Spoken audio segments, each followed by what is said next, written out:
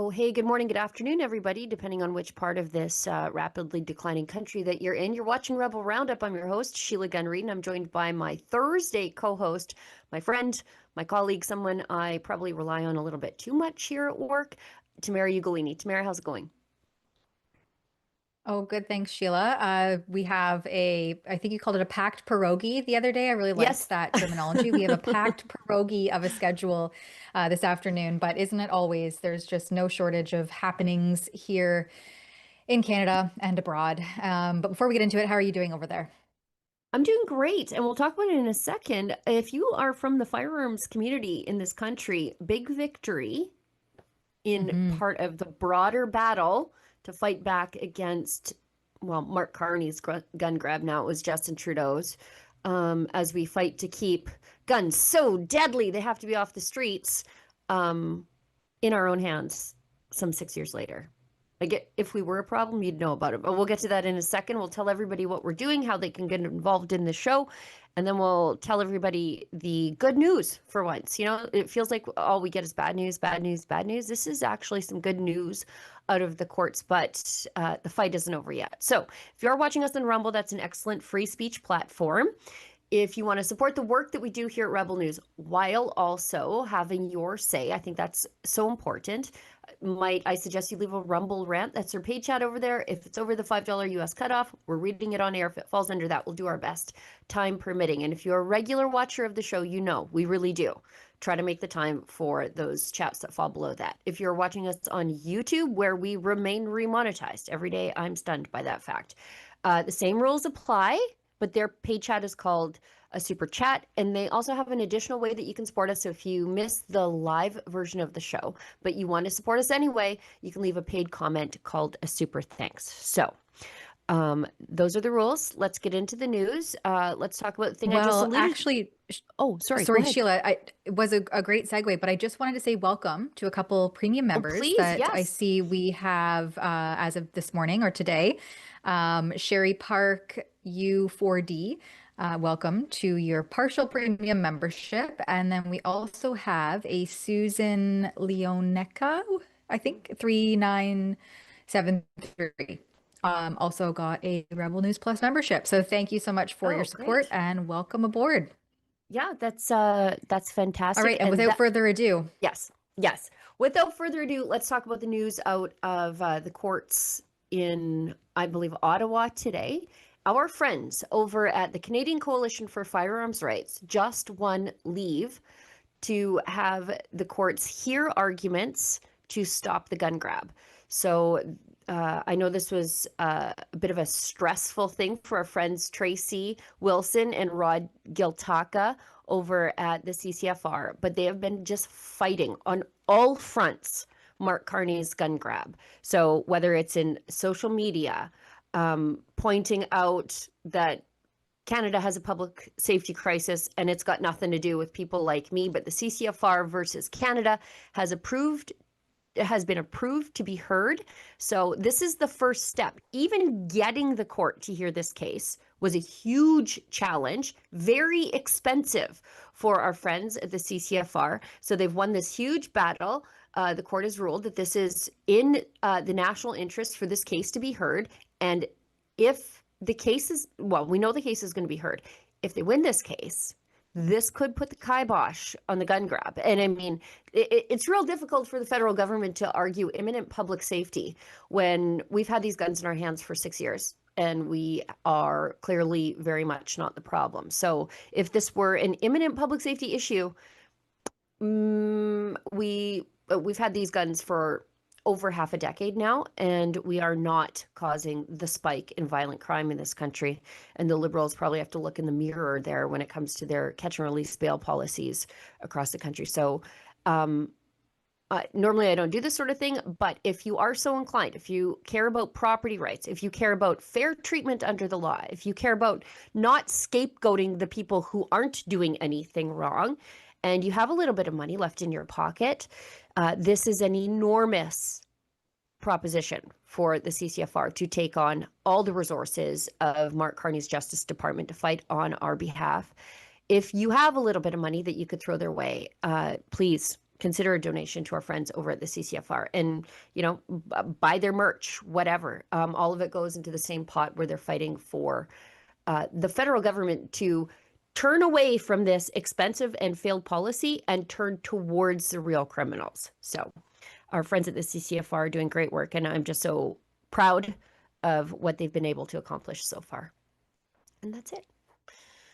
And none of that speaks more true than the Vaughan home invasion Yes. 2 days ago. Now, I think it was the wee Mm-hmm. morning hours of March 17th, so St. Patrick's Day, where a legal, lawful gun owner, and I think you Mm-hmm. probably talked about this on the live stream already yesterday, but had a lawfully owned, government approved, so to speak, gun and used it to successfully defend their Yeah. castle. We don't Yeah. have castle law legislation in Canada like they have in the United States, but this individual successfully used their firearms skills to defend their home and their family against armed intruders. And I believe that one of the individuals suffered some gunshot wound or a Good. gunshot wound, as far as I know, is in hospital under police custody. So far, the police have been like pretty clear that so Mm-hmm. far they haven't laid charges against the homeowner. I don't know if those are to come. I suspect that perhaps not, because of the nature of the attack and the way in which the lawful gun owner had all of the gun, it was locked up, it was properly stored because there's all these regulations placed on Mm-hmm. these Mm-hmm. law-abiding firearms owners. And the person was shot in the leg, which is Yeah. Good. exactly where you would be trained to go for in a situation that used to be rare and unheard of, but is now becoming commonplace if you are defending yourself, because you're not aiming necessarily to take out completely. But again, you're just defending your sacred space, which is where you should be safe. And so I think that's a stark contrast to what we saw with Jeremy McDonald, the Mm-hmm. Lindsay homeowner, who similarly defended himself from an intruder, but I think it was like 7 or 8 months that he Yeah. faced charges, and those have now, since we've learned, they've since been dropped. But that's a long time to go kind of in limbo, not sure about your fate, facing serious criminal charges for simply defending yourself again against an armed intruder. So we see the importance of having firearms in our possession in situations like this that are becoming more and more commonplace in Canada. Yeah. I love seeing three bad guys go into a house and only two coming back out. That just warms the cockles of my heart. And I think this is the first time that charges really have not been laid in a case like this in Ontario. Mhm. Now, in Alberta, this is public policy. You get to shoot a bad guy if he comes into your house. And I don't even care if you shoot him in the leg or somewhere else. Maybe you're shooting at center mass. Whatever it takes to defend your home and your family. And what was the firearm in this case? The great equalizer. Because how does one guy defend his family against three armed maniacs? And I don't even care if they are armed. You should always presume they are. And you shouldn't ever be forced to presume that these guys are just there to take your TV and not your life. So good for this homeowner. Good for the Crown so far, not charging this guy. And Doug Ford, good for him following in the path already blazed by Danielle Smith on this issue. And let this be a lesson to the bad guys. And this guy, his guns were properly stored, ammo, like this man moved fast in his home because Mhm. Canadian gun laws make it prohibitively restrictive for you to actually access that gun to defend yourself. It can be stored armed or it can be stored loaded. The ammo should not be stored with the firearm in a safe behind a locked door. So it's for you to move fast and react fast. Good for this guy, because the way the laws are in this country, unless you're rural, there's a tweak in the law for you. But unless you're rural, it's very difficult to access your gun in the appropriate amount of time to deal with three bad guys coming into your house in the dead of night. So this guy is just a top G, as my son would say, in dealing with these bad guys breaking into his house. Yeah, exactly. And that's kind of what my point was when I said, everything was stored properly, is also the amount of time it would take to find that key, unlock your gun, find the Spin the key, dial. unlock your Yep. ammo, load it all up, and then still be able to defend yourself in a timely manner. So kudos to this homeowner. What a great story in such otherwise dark times, and also just shows Canadians like you have to be prepared. The police, Yes. and I believe it was York Regional Police, who are the same service overseeing this area in Vaughan, just 8 to 12 months ago said, leave your key fobs at the door. All they Right. want are your vehicles. And what a stark contrast now, as we've seen over the last 8 to 12 months, home invasions becoming more and more of a real threat and more common. Now the police are, I think, changing tune and taking the right approach to situations like this. And yeah, that's going to send the message to these people, hey, you're not going to get away with this, and you'd better be prepared to face what's on the other side of that door if you want to attack someone in their home. I think Danielle Smith said it best when she said, you don't want to get beat to a pulp or shot in the leg. Shot. Well, then don't break into somebody's house, plain Yeah. and simple. Yeah, and we just saw that in action. Yeah, it was the York Regional Police who said, "Leave your key fobs by the door." Which, I mean, if you want to make it easy, also put your TV in the back seat, leave your jewelry in the glove box, and a wad of cash under the driver's seat. Because what makes you think they're just going to stop to get your car once they're inside your house? Do you think they're just going to stop to get your car? Um, Yeah. Anyways. All the best to the CCFR in this fight. It's the home stretch now, and Hmm. we'll keep our ear to the ground on this one. Yeah, and you know what? This now gives the Carney government an off-ramp, right? Because we know that this gun grab is failing all around them. There's no uptake in participation. It's just widows and divorcees coming with these firearms saying, I don't know what to do with them. I don't have a pal or an R-pal. Please take them. I don't want to get in trouble. That's the uptake. And it's costing tens of thousands of dollars per gun to take them while they are remunerating the firearms owner like pennies on the dollar. This thing is an absolute disaster. Police forces all across the country are not participating. This is the off ramp Mark Carney needs. He can just say, like, look, this isn't working. We need to pivot towards public safety, and let's leave this failed Trudeau policy in the dustbin of history. This is his chance. Is he smart enough to take it? I'm not sure. He needs those Quebec votes. Right. I don't think so. Yeah. Anyway, getting into Yeah. some US relations stuff, we Yes. have our likely, perhaps, future prime minister, leader of the opposition, conservative leader Pierre Poilievre just went down into the United States last week and early this week, I believe. Yeah. And we have a video here to share from him on his appearance on the Joe Rogan podcast, for instance, but also trying to kind of mend the tide with the strained Thank US God. relations we've seen from not only the Liberals, but especially now under Mark Carney's disavowing and rupturing of the old world order, Elbows where he up. basically said, yeah, elbows up, but we're ending all of our Yeah. close ties and relationship with our closest ally, trade partner, defense partner, everything, historical Yeah.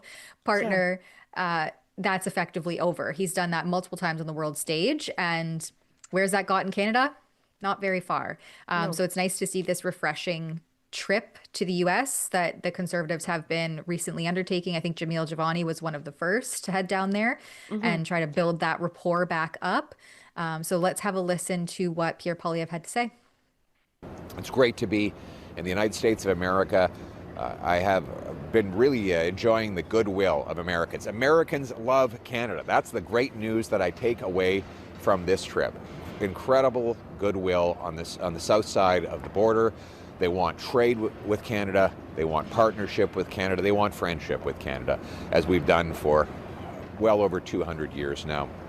And we started in Detroit, where I fought for our auto sector, pushing an auto pact that would allow free trade across our border and will not only protect the jobs that are at risk today, but double our production back to where it was back in 2015. And the auto sector on the American side of the border was very happy because the plan that I put forward actually increases auto production for both Canada and the US. Then it was off to Houston, which is one of the great energy capitals of the world. Houston buys literally hundreds of millions of barrels of Canadian oil every single year. They don't just buy it, they transport it. Canadian oil goes by pipeline day after day, and I went to some of the terminals where our oil is received, processed, and shipped off to the world. The energy companies there were thrilled to hear my plan to boost production by a couple million barrels to make our country stronger, make our people better off, and make our dollar more powerful, so with life's affordable. I then went on to Austin, where I met with the governor of Texas, Governor Abbott. He wants to build even better trade relationships.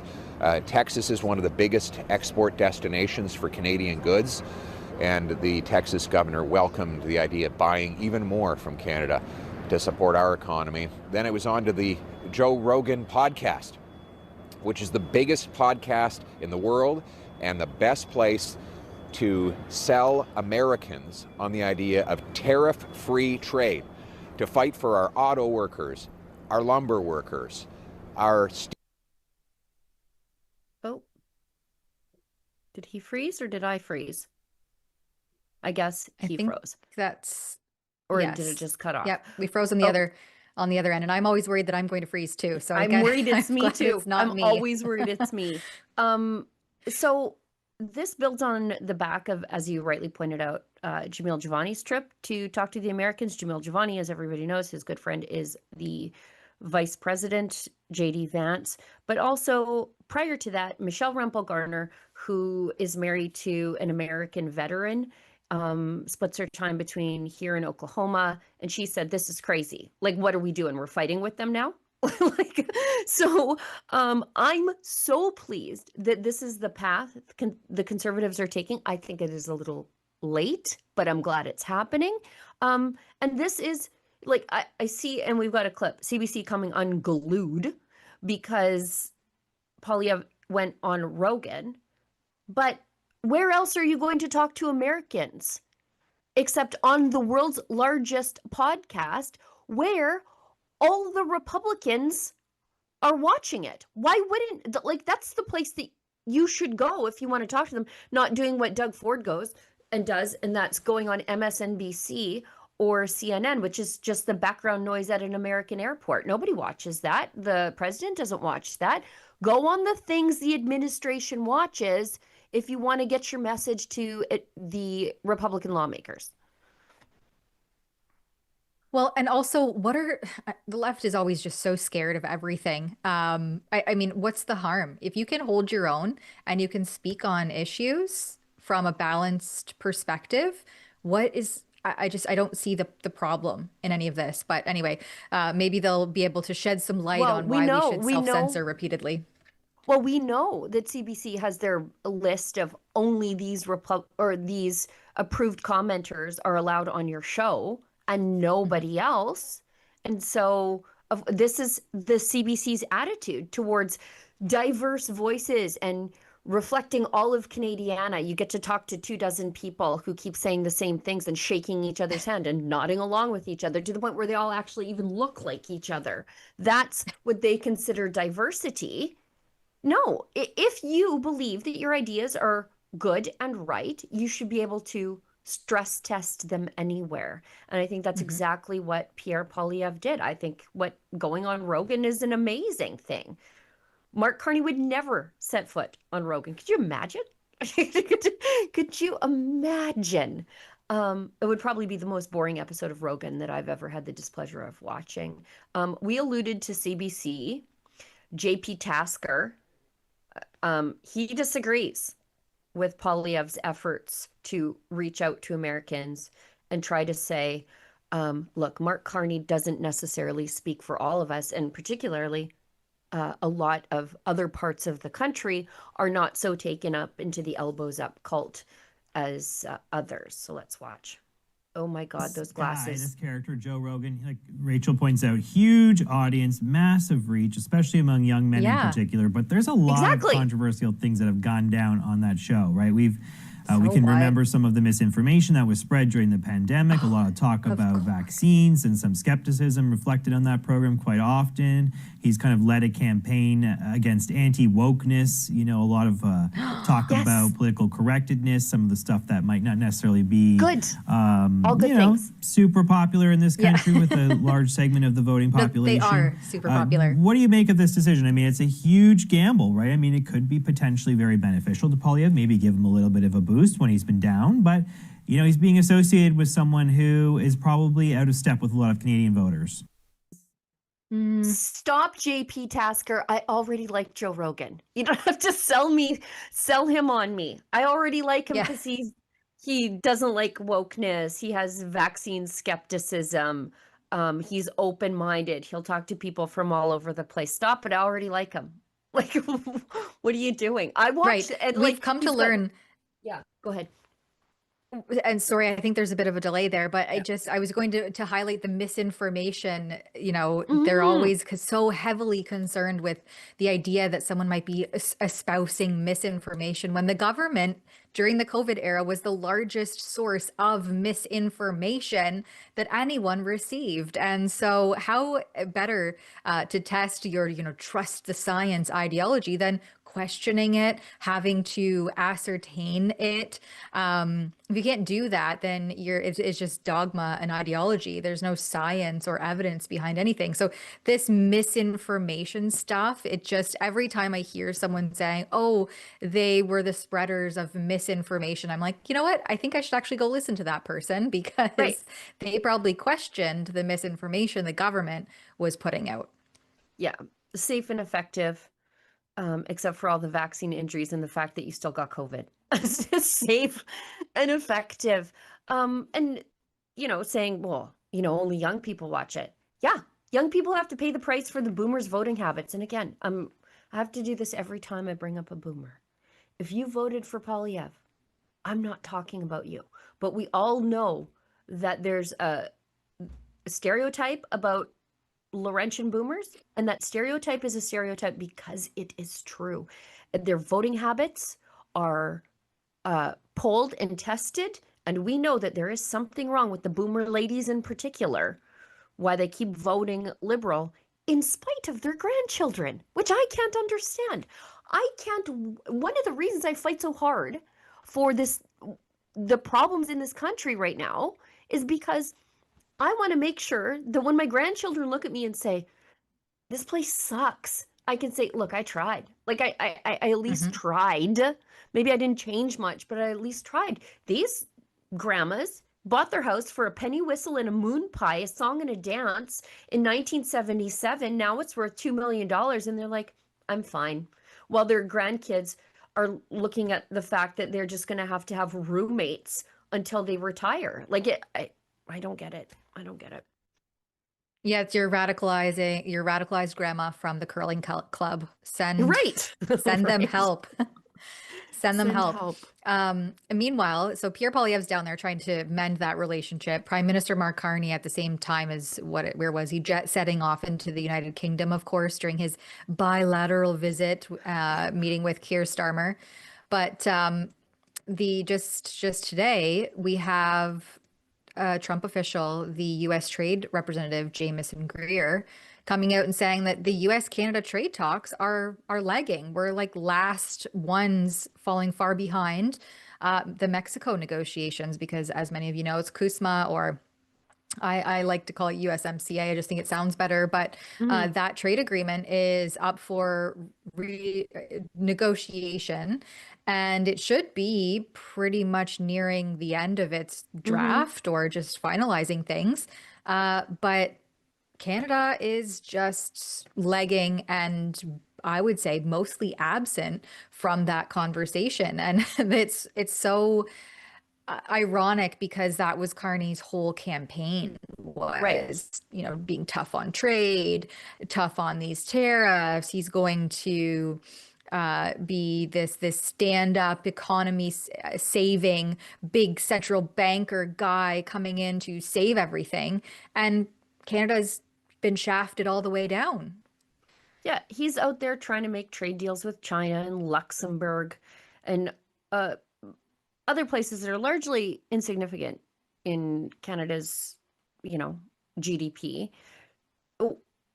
while basically abandoning these trade talks with the Americans. Like, think about this for a second. The place where all the cartels are, where the cartels can just take over a city overnight, seize the airport, that country is further along in their trade talks with the Americans than we are, where the Americans see Mexico to some extent as a public safety threat, at least along the border, and at least when it comes to drug poisonings. They see them as a more reasonable partner in trade negotiations with us. And that is an indictment of Mark Carney, not that the Liberal voting boomers in Laurentia will care. Yeah, an interesting part of this article that I saw was that the Trump administration last week launched investigations under Section 301, including Canada, citing forced labor in supply chains. And so this was, this is the Globe and Mail, so take it for what it is, but they basically allude to this being a way to reinstate the higher tariffs that Trump had imposed on Canada following that U.S. Supreme Court ruling that rescinded some of those. But the second paragraph, Greer said that his meeting with Mexico's economic secretary, Marcelo Ebrard, for formal negotiations, said that they would discuss rules of origin requirements under the agreement, because they don't just want Mexico to become a hub for goods imported from Vietnam or China. They want to have Mexico be the manufacturer and the beneficiary of the trade deal. And so I think that's a direct hit, and this is just my thoughts, but I think that's a direct hit on Canada, who has been cozying up to the likes of China and others and India. And so I think that this is like hint, hint, nudge, nudge, Canada, you have to have rules of origin requirements under this agreement, because we're doing the same for Mexico. You can't just sneakily bypass us trying to put tariffs or what have you on China, India, etc., by importing those things into Canada and then exporting them back out and reselling them to us. So this is, I think, a really bad look for Canada. Can we go back to that article just for a second? Because there's also a strong indictment of Doug Ford in there and his adversarial approach to relations with him. And just petty garbage. Can we... Okay, so, no, it was just under the thing that Tamara was reading from, if you could. Yeah, Greer also floated the idea of abandoning the trade pact in favor of two separate bilateral agreements with America's closest neighbors. Oh, sorry, that wasn't it. I did have it. Oh, yes. He complained that... Yeah, go ahead. Yeah, so Greer complained that Canadians maintain barriers that make it difficult to hold these bilateral trade talks, citing provincial bans on U.S. alcohol. And that's compliments of Ontario Premier Doug Ford. Yes. So good job, Doug Ford. Again, this is something that Alberta did not do. Doug Ford has pulled U.S. booze off the shelves in Ontario, and he has also had that stuff sit in a warehouse and expire. So this is a loss to the taxpayer in Ontario, because you guys have like Soviet style liquor regulations there for some reason. And so not only are taxpayers on the hook for this, but also this is a hindrance to trade negotiations. So again, great job, Doug Ford. They don't want to do business with us, all of us, because of your stupid ideas. So we had good Doug Ford on Tuesday, but this is bad Doug Ford. Yeah, and why is he meddling in foreign affairs anyway? Like, stay in your lane, please. Right. Yes. We've got one quick little video from JD Vance, and then we'll hit an ad break, and then we'll come back on the other side. Next question. Hi, Remington Hernandez, News Channel 3 in Kalamazoo. The Gordie Howe Bridge is not too far from here. President Trump has made some comments about trade with Canada. For manufacturers here in Michigan, that bridge will be a lifeline to get products over the border. Do you think that the president has taken the right steps with Canada in regards to the bridge, and do you think that it should open on time? Well, the president's attitude to Canada is they are an important ally. They're an important trading partner, especially for folks in this region of our country. But Canada has taken advantage of the United States of America for far too long. And they've taken advantage of the United States in a couple of different ways. Number one, they have allowed us to subsidize their entire military, their entire security. Canada pays virtually nothing, at least until a couple of years ago, for their own security, which means we had to foot the bill for that security. Is that fair to you and your kids that you have to pay for the military of a foreign country? No. So the President of the United States said to the Canadians, number one, you guys got to take your own security more seriously. You're always going to be an ally, but why don't you have a little bit more self-sufficiency? And I think that makes complete and total sense. The second thing the President said is, if we're going to be true friends, you have to treat our workers as fairly as we've treated Canadian workers for 40 years. Again, we have let so many people over the entire time that I've been alive take advantage of the United States of America. The president said, if you're going to apply a tariff to our goods, we're going to start applying a tariff to your goods too. It's basic fairness. And that's what we've done. And our hope with Canada, and I think we'll get there eventually, is we're going to get to a point where Canada treats our workers fairly, we treat their workers fairly, and they're going to be a true ally and a true friend, not somebody who's taken advantage of us, which is what they've done for most of my life.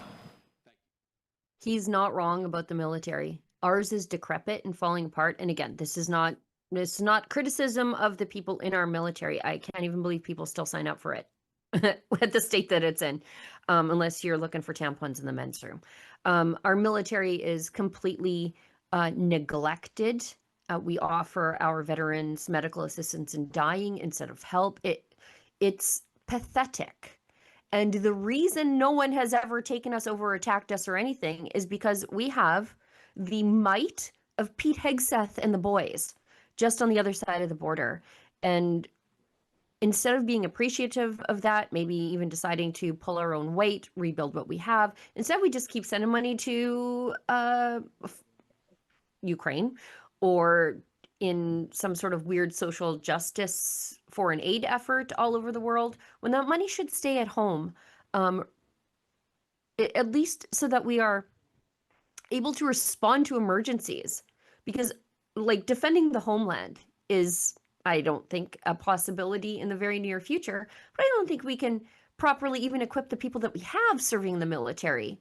And that's a problem, because the Americans know it. They know that we exist because they're nice to us, and we should have some dignity here.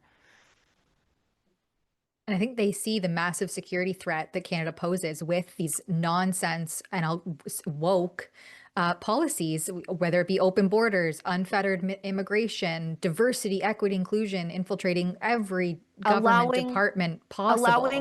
Allowing foreign nationals to serve in our military. Yeah. That's massive, and you can't ignore that security threat. And again, I keep going back to the fact that Trump made all of this very well known during his campaign and heading into his campaign, that Canada was this very much uncertain ally and neighbor in recent decade under the Justin Trudeau Liberals, and that he was going to take steps to quell or curb that. And lo and behold, he's followed through on that promise. So no one should seem blindsided by any of this, because it's been laid out very clearly from the onset. Yeah. Before we hit an ad break, I was just going to say, if you've ever lived next door to a problem property, let's say you live next door to a crack house, I have. I think that's how the Americans must feel looking at the news out of Canada some days. Anyways, I'll let you, and then we'll hit an ad break. Yeah, I just wanted to get through some of these super chats or Sure. Rumble rants before we do that. Oh, this one is a Rumble rant, comes from Independent Alberta, gives $5. Thank you very much. Say it with me, elbozo. Yeah, I like that one. Elbows up, elbozos. We also have one here from Keith Tarnowski, 3041, gives $13.99. Thank you. Please talk about Bill C-22. Okay, maybe we can do that when we come back from the break before we get into the other topics. I can do it real quick. So for those of you who don't know, Bill C-22 is what they call lawful access. And the Liberals want access to subscriber information for online creators, podcasters, whatever, without a warrant and for no reason. And so this is frightening. I mean, the bill has other implications, but this is my focus for us, is that the bill establishes court oversight for subscriber information, with the warrantless access piece limited to requiring telecom companies to confirm whether they provide services to a given individual. So that's okay, whatever.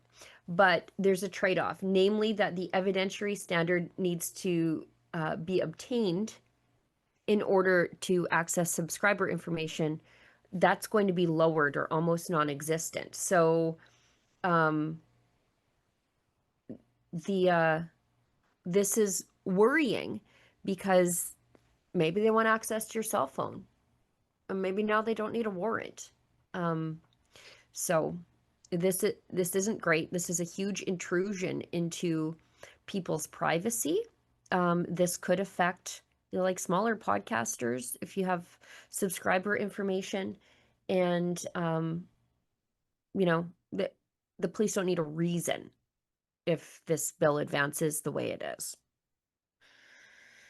So and I see that Toronto Police Chief Myron Demkew and Public Safety Minister Gary Ananda Sangari. Thank you. Ananda Sangari are actually in a press conference right now. It started at 1:30. If the government is any indication, it will be late, but they're doing a press conference about this right now. So hopefully we'll have some clips out of that, and we can perhaps do a more fulsome report what this means. Yeah, Bill C-22 basically removes the judicial checks and balances to a warrantless search of an electronic device. And that's not great. So next one. No, there's already so many workarounds. This just makes it easier for them. Yeah, exactly. JP Alberta First gives us $5 and says, most of the boomers that keep voting Liberal are from the Trudeau mania cult from the late 60s and 70s. I believe there's a ton of truth to that. Absolutely. Yeah. All right. Let's hit an ad break. We'll come back on the other side. Budget 2026 is focused on what matters, including record investments in education. Budget 2026 is focused on giving students the best opportunities to succeed. That's why we're following through on our commitment to hire 3,000 more teachers and 1,500 more EAs. It also focuses on fast-tracking the construction and renovation of 161 schools across the province. Budget 2026, focused on what matters. Canadians know the national anthem. They stand in silence to remember those who died for this country. But not every Canadian knows their rights and freedoms. The Freedom Passport will change that. It looks and feels like a Canadian passport, but contains the Canadian Charter of Rights and Freedoms in a portable, easy-to-read format. The Freedom Passport. Order one for yourself and for all the freedom lovers that you love at freedompassport.ca. Gun bans make great distractions. Trudeau may be gone, but Carney has picked up his same rhetoric. We will quickly, and I mean quickly, reinvigorate the buyback of Hunters, collectors, competitors, and defenders of tradition are still being targeted, while criminals run wild under Liberal policy. But we are fighting back. Join us, Canada's National Firearms Association, in defense of freedom. All right, we've got a quick message All right, from I'll our read friends this at quick Rumble one. Wallet. Okay, perfect. We're still on a delay. Sorry, I'll be quiet. I I thought the delay would catch up there, but I guess not. Sorry to everybody watching if we seem like we're talking over each other. There's about a 2-second delay. But I'll read this one from Rumble Wallet since Sheila handles the rest of the week. Give her a little bit of a break. They can cancel your accounts, freeze your cards, decide what you're allowed to buy, say, or support. Big banks and financial institutions have total control and they use it. That's why financial independence matters more now than ever. Introducing Rumble Wallet, a wallet built for real freedom. With Rumble Wallet, you control your money, not a bank, not a government, not a tech company. Buy digital assets like Tether Gold, and Bitcoin in one secure place. No permission, no middleman, no cancel button. And when you want to support the creators you actually believe in, like us, you can use the Rumble Wallet app to directly tip content creators securely, instantly, and without interference. This isn't a credit line that can be shut off. It's your wallet, permanently yours to protect your future, your family. And when the system fails, when institutions turn on their own people, financial sovereignty is the difference between security and vulnerability. Rumble Wallet isn't about politics, it is about freedom, ownership, and protecting what's yours. So take control today, download Rumble Wallet now, and step away from the big banks for good. True ownership, true protection, and true financial freedom. We've got this story from the CBC, and it's on Lori Idlout. I refuse to learn how to say her name because I don't respect her. She is the NDP floor crosser who all but assured Mark Carney's Liberals a majority after we do the business of 3 by-elections. 2 of them are locked in for the Liberals.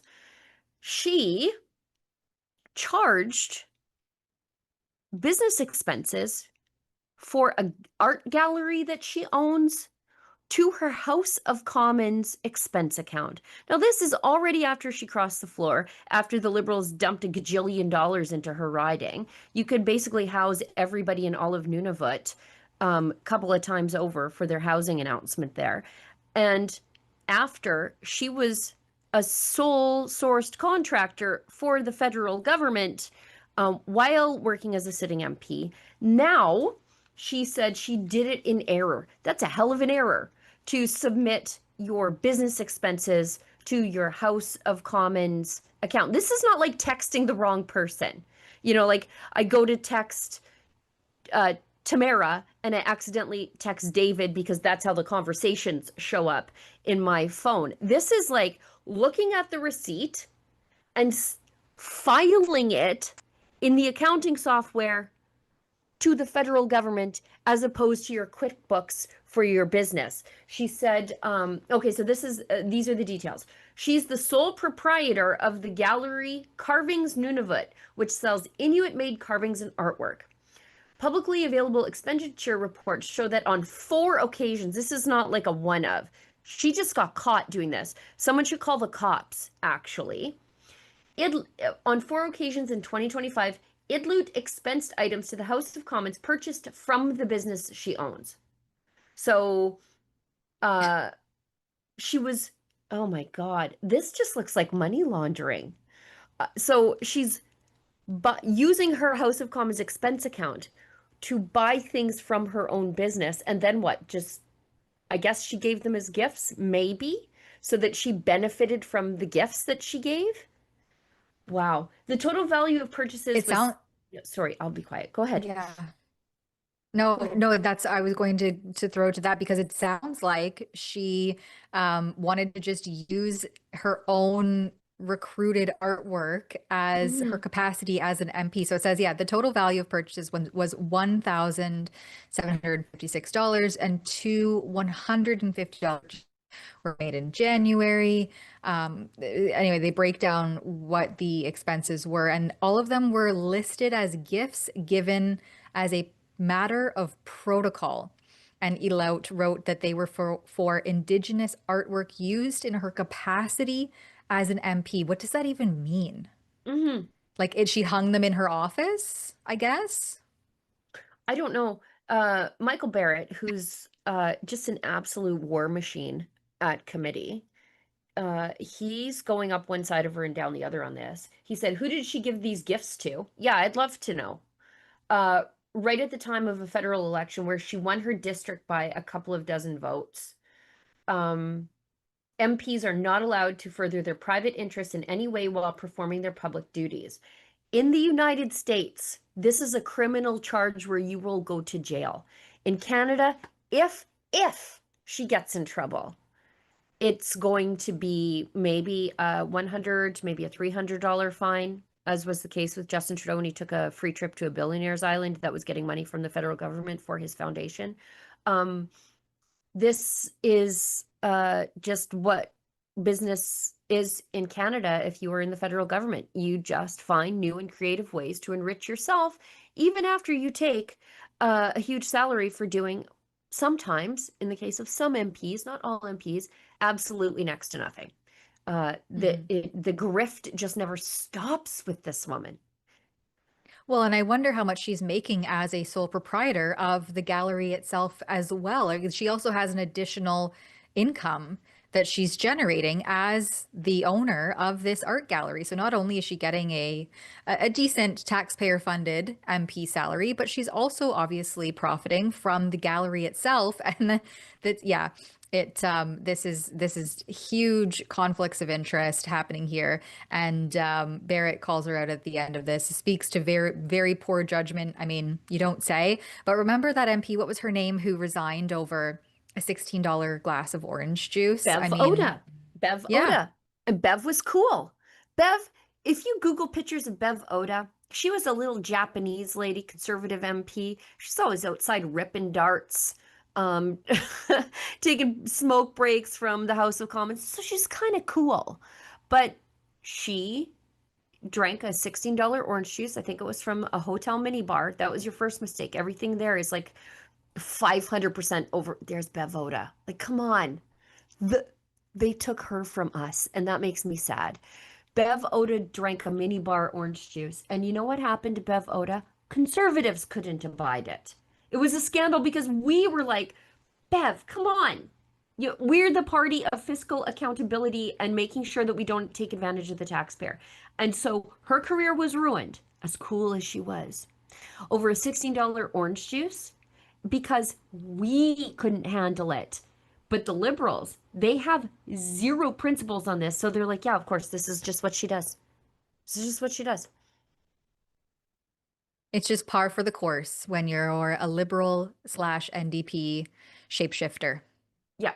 And just so this is not, I want to prove to everybody, this is not just Lori Idloot being, oh, I made a mistake, buying stuff from myself and then giving it as gifts to God knows whom so that I could get the benefit of my MP expense account. Because basically it's just laundering money from one account to the other. This from our friend CBC Watcher. Idloot owns a consulting firm getting hundreds of thousands in sole source contracts, and her husband got a $500 million contract after the Liberals started courting her. No mention on CBC's At Issue. And he's right. Would a conservative government evade scrutiny like this? Yeah, if it's not a Tory, it's not a story as far as these people are concerned. They gave her husband a $500 million contract after they approached her in January to cross the floor. This woman, my God. She's got to be the richest woman in Nunavut. No wonder she was so easily poached and swayed. Yeah. I mean, doesn't scream fiscal prudence, and certainly not any sort of semblance to holding ethics and morality. Yeah, this awful, awful woman. Anyways, I'll do a story on it later and take a run up on her. Where are we? I guess you can pick the next thing. We're rapidly running out of time. Yeah, I suppose this is a kind of a funny one here about the Cowichan ruling. So in August 2025, many of you know, the British Columbia Supreme Court Justice Barbara Young ruled that the Cowichan Aboriginal band has title to a bunch of public land in the province of British Columbia. And it really marked a lot of uncertainty for also private landholders in Richmond.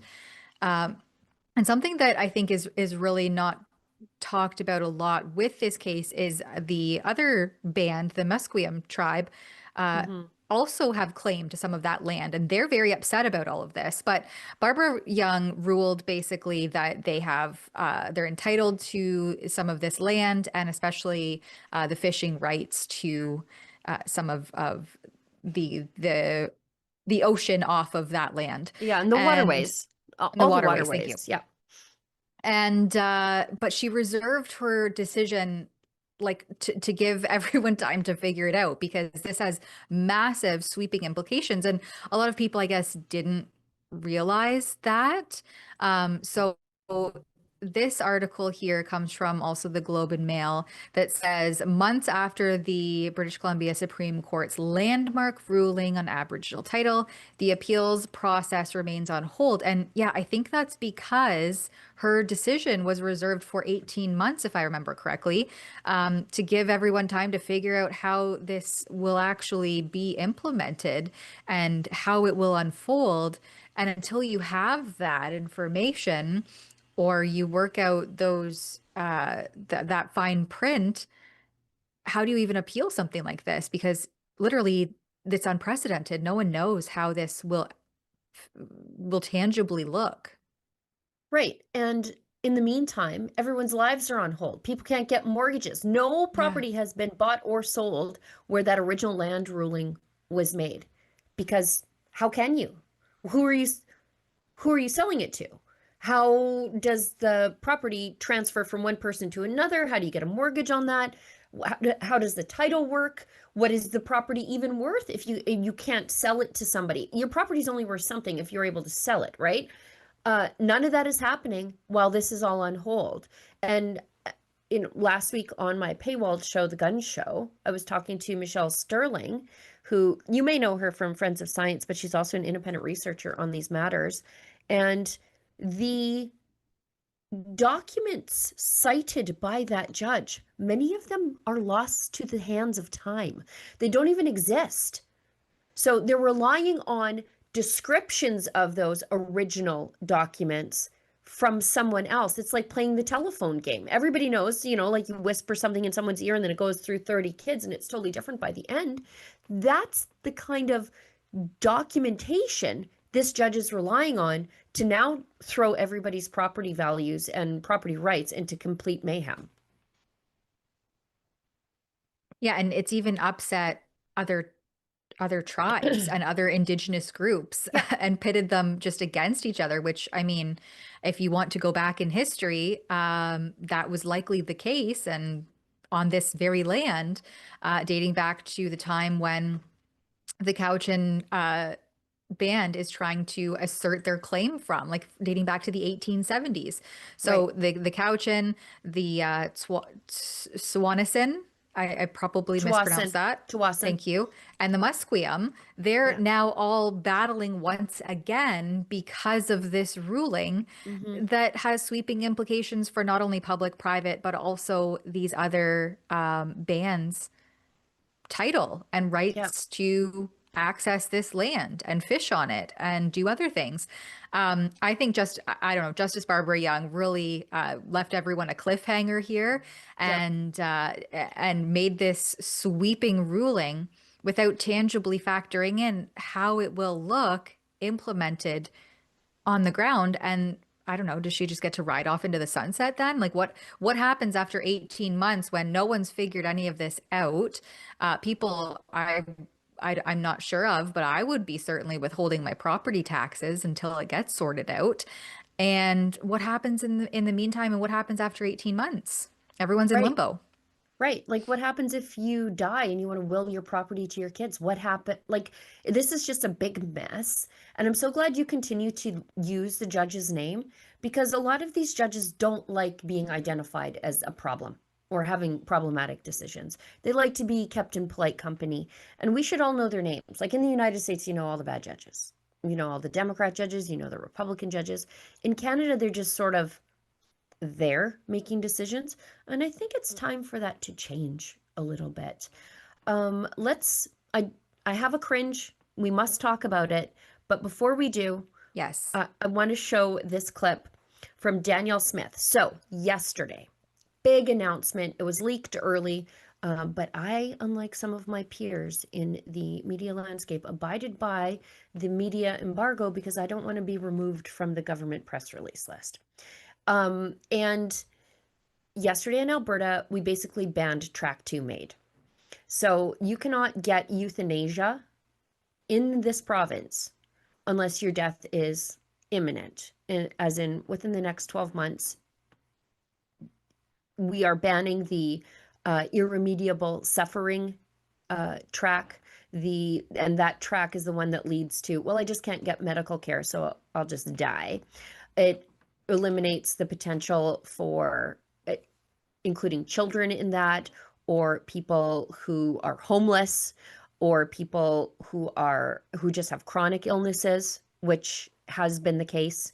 If you have a chronic illness like diabetes, you can just go get MAID. If you don't want to live with insulin or Ozempic, you can just go get MAID. And it eliminates the future possibility of just people with mental health disorders is seeking suicide at the hands of the state. And which I think is a great thing. And it also moves to regulate professionals who are MAID practitioners. You have to have very specific training, and MAID can never be offered. It has to be asked for, so that we're not planting the seeds of something terrible in the minds of vulnerable people. It's going to put us on a collision course with the federal government. I don't think we so much care around these parts because this is the right thing to do. And of course, CBC had to ask a stupid question to our excessively smart and often overly prepared for these sort of things premier yesterday. And it didn't go well for the CBC, as it rarely does when they're dealing with Premier Smith. My follow-up, this legislation includes things such as practitioners can't bring MAID up unless a patient does themselves. There's the ban on the public display of MAID information in healthcare settings. Do you not trust that Albertans and practitioners can make the right decision for themselves? Well, I'm watching as the international community is looking at what's happening in Alberta, and I would just, encourage you to look at some of the stories that have been written in The Spectator and The Guardian, where they're pretty appalled that those who are living in poverty, those whose only circumstances seem to be managing mental challenges of dealing with a chronic condition, are being advised that MAID's an option. And when we see that kind of international criticism saying this is really outside the norm, we have to take that seriously. I think, as the doctor said, that is certainly not all practitioners who are doing that. But when we read stories about a young man repeatedly refused MAID for his mental health condition in Ontario, able to fly across the country to BC and find an amenable doctor for it, we're concerned about that. When we hear of Veterans Affairs officials counseling and encouraging people with PTSD to consider MAID, these are things we want to stop. We don't want anyone to be counseled to end their life prematurely if they do not have a terminal illness. And if we have to make that clear in law, we'll make it clear in law. And I think it's because of those stories that we keep reading about that we think it is time for government to act. There a couple of other things that she did that I forgot to mention. They banned referrals. So if you have a chronic condition and you're not going to die, Alberta doctors cannot refer you to British Columbia to get MAID. Won't happen. They are also moving to protect doctors who object to this from being forced to practice in it. And they are also moving to protect faith-based facilities from being, like Catholic hospitals, Catholic hospice care, from being forced to participate in this.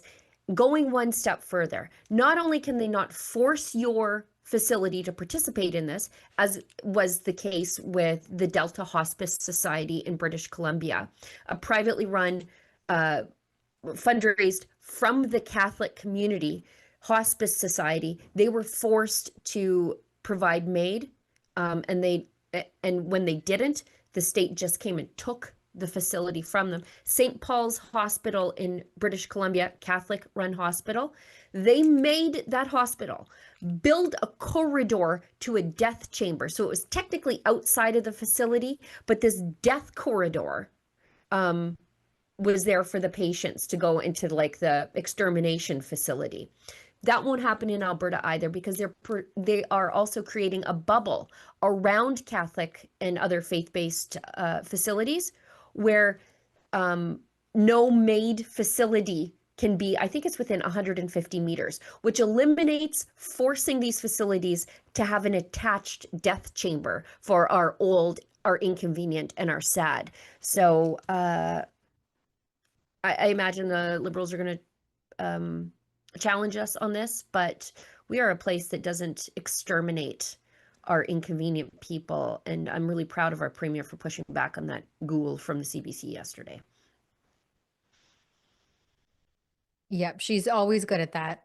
I just want to get through a few of these super chats. Cicely Bardole 4052 gives $10. Thank you. Are any Conservatives running in the 2 Ontario by-elections? If so, send them out in full force. Yeah, there's the University Rosedale. I think that was Chrystia Freeland's riding. Now she's ridden off into the Ukrainian sunset. So there's Don Hodgson. He'll be the Conservative candidate there. And he's a former member of, that's the former member of Parliament, Chrystia Freeland. Then what's the other one? Oh, the Scarborough Southwest. Was that, that wasn't Nate Erskine. No, Bill Blair? Was that Bill Blair's riding? Yeah. So I don't think there's a Conservative announced yet. Yeah, in that riding yet. And the other one's in Quebec, which there was a discrepancy between the Bloc Québécois and the Liberal candidate that I think is currently holding. There was like a discrepancy of 1 or 2 votes. One vote. Yeah, one of the people who voted brought up that their ballot was deemed spoiled or whatever. Spoiled or something, because they had an issue with ballot misprinting is what the official excuse was, but they used a mechanism, a mail-in mechanism that I don't think had been used anywhere else, and so resulted in a bunch of these discrepancies. So that was forced. That's a forced by-election. It went to the courts, and the courts overturned it. Terrebonne, I think, is the riding where the Liberals won by 1. Then we've got and that Adrienne Charles will be the Conservative candidate there. Yeah. So I don't think that riding doesn't have, I don't think, a hope in hell of going Conservative. I think it'll probably go back to the Bloc, if I had to guess. But those other 2 are safe for the Liberals, I think. And then we have Laurie Idloot crossing the floor. So we will not be going to election because the Liberals were able to beg, steal, and borrow away to a majority. In true Liberal fashion. Meserve 73 gives $5. Mark Carney has no backbone. I mean, yeah, do you think he walks around like this? But he's only backtracking on his utopia because the Iran war has him desperate for our oil. He'll screw us again the second the war ends. Referendum now. #Alberta first. Yeah, well, we're getting our referendum in October. If you haven't yet signed the petition, I think you have until April 7th is the end of the signature collection date, and you know that they will be especially scrutinized. So if you think it's, it's all but done, and you haven't signed yet, go sign. Okay, the cringe. So last week, and we talked about it on the show here. When this person, I think, is running for the mayor of Hamilton, transgender sex worker. Was it Hamilton? And I thought, probably win. It's Hamilton. Yeah. Yelena, full service sex worker. Yeah. Best DVD in 2018. Activist, anarchist. Yelena Vermillion. Fully vaccinated 5 times. Vaccinated against what? This person is having an absolute X meltdown because they were misgendered by Melanie Bennett, a journalist over at Juno News, because Melanie accurately described the trans-identified sex worker as a man, described this person by their biological pronouns, not their preferred ones.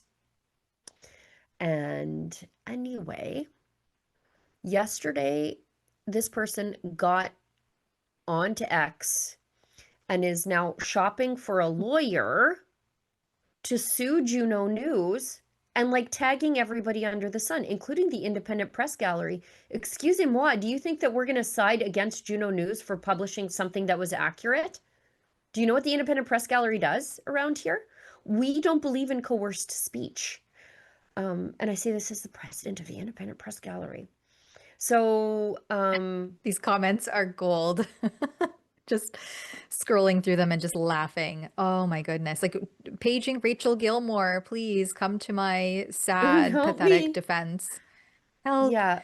Natasha, are you not male? I'm confused. What's the problem? Michelle, well, you're a dude, so there's that. Discovery will be wild. One cares. Yeah. I'm here for the discovery. Yeah. And some people are like, dude, grow up. Grow a pair. You can't possibly think it's defamation to correctly sex someone. And I'm like, since when is it defamation to be a guy? Like, I think guys are great. That's not defamatory to be a guy.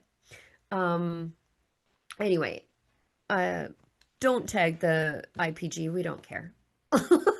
You know what I will care? If somebody tries to sue Juno over this, then I'll be mad. But you can't coerce the speech of a journalist. No, the only person making a big deal out of this is the trans sex worker mayoral candidate for Hamilton. That's a hell of a sentence. Like, what trans on earth? femme full service. Yeah. But I mean, when you have your entire X name, like not even in your about section, just the name is fully vaccinated ×5 with 2 shot emojis. That speaks to the level of unhinged. Olivia, I'm going to put you on the spot. I know we're over time. Can we just show Candace Malcolm's appropriate response to this? She has a video. I'm going to read her written response because the trans mayoral candidate did reach out to her. And this is what Candace replied. And Candace is a delightful human being, by the way. Super nice lady, super nice mom, great mom, cute kids, building a business, trying to change the world for the better. I don't think she's mean. I've never known her to be mean. I think she's just a wonderful woman. She says, Scarlett, Yelena, I'm not sure what to call you because you use multiple names online. Thanks for the email. It is our editorial policy to tell the truth. We refuse to be bullied into submission based on woke ideological pressures. Men are not women. Men cannot become women. The CBC and some government agencies may happily go along with the delusion, but Juno News will not. We will continue to accurately report to our audience the difference between men and women. To be perfectly honest, you seem like a nice person and someone who has had a difficult life. We're not trying to be mean to you. We are simply being honest with you. We wish you well. Best wishes, Candace, Editor-in-Chief, Juno News. Not a malicious bone in that woman's body. And I mean, I think I speak for many when I say I wish more people were just honest with you. Well, and I like how they raised some of the transgender sex worker mayoral candidates supporters said, well, this is not within the CP style guide. So the Canadian Press style guide is like the language that you're supposed to use in news articles. So what? No one is required to use that. And by the way, in case you're wondering why all the news outside of the independent media sounds the same and they use the same stupid language, it's because they're all relying on the lies of the CP style guide. We don't abide that. Thank you very much. Let's just show Candace's response to this. Sorry. And then we'll shut her down. Sometimes there's just a story that's so insane that it makes you question, like, has everybody in the country lost their mind? And why don't we tell the truth anymore? This story is so crazy. So we'll start with the beginning. Melanie Bennett, a reporter with Juno News, broke a story of a trans-identified sex worker enters the Hamilton mayoral race. So this is a man and he is running for mayor. He identifies as a trans femme. He was born male. Now he identifies as a woman. We stated the fact that he's a male, and therefore we use he, him pronouns. We believe in the truth. We believe in telling the audience the truth, which is that this is a man. Well, he did not like that very much. He sent a very angry email to Melanie Bennett, the reporter, and as well as myself and the Juno News desk, demanding that we not misgender him, saying that his government identification, his government ID lists him as a female, including his birth certificate, social insurance number, and his passport, all lie and say he's a woman, even though he was born man. He says that we defamed him by accurately identifying him, and he says that he's going to sue us for defamation. And here he is online complaining that we misgendered him and asking for legal advice and basically just saying that he would like to sue us. I replied back saying that our editorial policy is to tell the truth. We refuse to be bullied into submission based on woke ideological pressures. Men are not women. Men cannot become women. We refuse to go along with the delusion. Just because the CBC and government agencies go along with the delusion does not mean Juno News will. We will continue to actively report to our audience the difference between men and women. And you, my friend, are a man. Well, he really didn't like that because he is now posting about it on social media, trying to get attention from other woke journalists to scream from the rooftop, oh my goodness, there's a media outlet that's telling the truth, that refuses to cower to our bullying. We must stop them, we must sue them, we must go after them. Folks, what an insane world we live in, that we can't accurately describe a man, and we can't tell the difference between a man and woman. We have to pretend that men can become women. They can't. And Juno News and myself and Melanie Bennett will continue to report the truth, because that's what we do. We tell the truth, we report the truth. Hear, hear. Exactly, sister. All right. There's one more ad read, Tamara, if you want to do that. Yes, let me go back here to my poorly loading screen. We have the Kids Guide. All right, parents, real talk for a second. America is about to hit a huge milestone. We're coming up on America's 250th birthday, 250 years of freedom, grit, sacrifice, and the greatest experiment in self-government the world has ever seen. This is the perfect moment to help your kids understand why this country matters, not just fireworks and hot dogs, but the story behind it all. There's a free guide called The Kids Guide to America's 250th Birthday, and it's honestly a great way to introduce kids to how America began, who the founding fathers were, what they risked, and why the ideas they fought for still matter today. This guide sends kids back to the moment when brave men signed the Declaration of Independence, knowing full well they were risking their lives for freedom. It breaks it all down in a way kids can actually understand and enjoy without watering it down or turning it into boring schoolwork. If you care about raising kids who know where this country came from and why it's worth preserving, this is something you'll want to grab. And the best part, it's completely free with this special offer. You just need to pay $2 for SMP. Just head to, and that's shipping, I believe. You just head to freeusabirthday.com. That's freeusabirthday.com. And the Kids Guide to America's 250th birthday for your kids today. America's story matters. Make sure the next generation knows it. There you have it. We need one here in Canada for Canadian kids, because we get the likes of indoctrination thanks to the CBC and our state broadcaster trans-femming them all. All right, with that, and Sheila's cat obviously is missing her, so that's our cue that we're over time. Triggers like I need some pets and snuggles. Thanks everybody at home for making the show possible. Thanks for your super chats, super thanks, rumble rants, whatever they were, and to everyone behind the scenes who make sure that all of the show is flowing and all the links are available. It's Sheila and I up front and center, but there's a whole team behind us that makes everything possible. So thank you to all of them.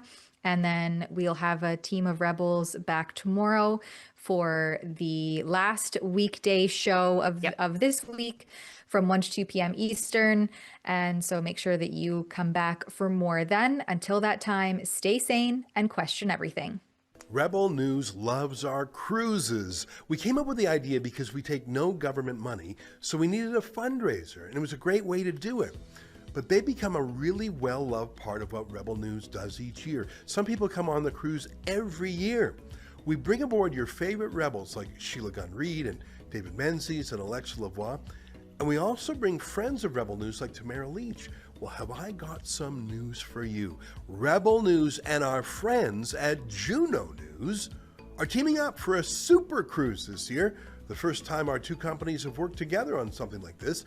It'll be the vacation of a lifetime. You won't just be able to hang out with your favorite rebels, but the Juno team will be with us too. Here's Juno's Kian Bexte to tell you more about it. Thanks, Ezra. Juno News and Rebel News are the only two independent news networks in the entire country, in all of Canada, that do not take a dime of government money. So it's not surprising that many of our supporters like both of us. This cruise is going to be a great way for Juno News supporters and Rebel News supporters to spend some time together and with us, a week aboard the luxurious Holland America line as we sail through the Caribbean Sea, stopping in some pretty amazing ports for some sightseeing. But the best part really is going to be when we're at sea, because that's when our special panel discussions happen, speeches, special activities. And of course, we're all going to be having dinner together every single night, and we're going to be rotating through tables of special guests. So you might have me at your dinner table one night, Ezra Levant at your dinner table the next night, and someone else the following night. We're going to have some VIP guests here joining us on this cruise, so it's going to be a really exciting time. Thanks, Kian. I think this is going to be really fun. Technically, Rebel and Juno are competitors, but we have a lot in common in our belief in independent journalism and freedom of speech. I think our viewers are absolutely going to love this trip to see the best of both companies. And as I mentioned, it's a fundraiser for each of us too. So this cruise is going to be taking place from November 28th to December 5th of this year, 2026, in the Eastern Caribbean, departing from Fort Lauderdale and sailing aboard Holland America Line's MS Eurodam. It's a beautiful ship with great food, some awesome activities, and we're going to be visiting Grand Turk, San Juan, St. Thomas, and a private beach island called Half Moon Cay. You can see all of the details at thenewscruise.com. Thanks, Kian. This is the first time we're doing something like this, bringing Juno News and Rebel News journalists and fans together in person at sea for a full week of conversation, learning, relaxation, and fun. So head on over to thenewscruise.com for the vacation of a lifetime. That's thenewscruise.com. See you on the high seas.